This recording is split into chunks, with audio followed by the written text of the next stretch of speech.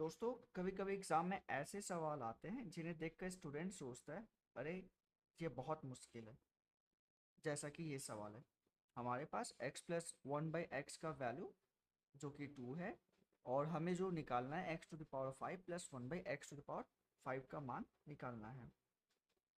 तो क्वेश्चन ये है कि इस क्वेश्चन को हम लोग सबसे आसान तरीका में कैसे सॉल्व करें, क्योंकि ज़्यादातर लोग यहीं रुक जाते हैं और x की एक्चुअल वैल्यू निकालने लगते हैं। लेकिन दोस्तों एग्ज़ाम में टाइम नहीं है, दिमाग चाहिए, फॉर्मूला चाहिए और थोड़ा सा सुमित सर का तरीका चाहिए। मुझे लगता है एग्जामिनर ने ये सवाल इसलिए डाला है ताकि स्टूडेंट का दिमाग घुमाकर बोले, अबे ये तो जादू है, तू रहने दे, तुझसे नहीं होगा, है ना। तो चलिए हम लोग इस क्वेश्चन को आसान तरीके से सॉल्व करने का तरीका सीखते हैं।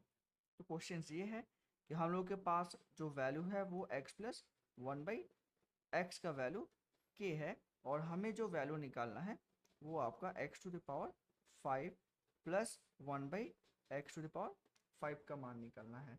तो दोस्तों इस क्वेश्चन को सॉल्व करने का जो तरीका है, करना कुछ नहीं है, जो भी वैल्यूज आपका दिया है उसका पावर आप 5 कर दीजिए, माइनस कर लीजिए 5 इंटू उस नंबर के क्यूब से, और फिर उसको आप गुना कर लीजिए 5 को जो नंबर दिया हुआ है उससे।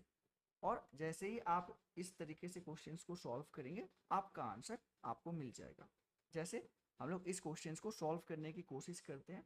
यहाँ पे हम लोग के पास जो वैल्यू है वो x plus one by x का वैल्यू जो है वो हम लोग के पास 2 है, लेकिन हमें जो निकालना है वो x to the power 5 plus one by x to the power 5 का मान निकलना है। और मैंने आपको कहा था इस क्वेश्चन को सॉल्व करने का जो आसान तरीका है वो ये कि आप नंबर का पावर 5 कर लीजिए, माइनस 5 इंटू उस नंबर का क्यूब कर लीजिए, और फिर 5 को उस नंबर से आप गुना कर लीजिए।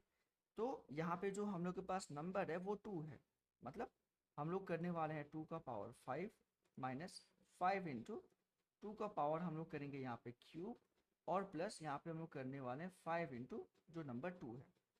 तो दोस्तों 2 टू द पावर 5 जो होता है बेसिकली वो हम लोग का 32 होता है, माइनस 5 इंटू टू क्यूब मतलब 5 इंटू 8 जो कि हम लोगों का होगा ऑफकोर्स 40, और प्लस 5 इंटू टू जो कि होगा 10।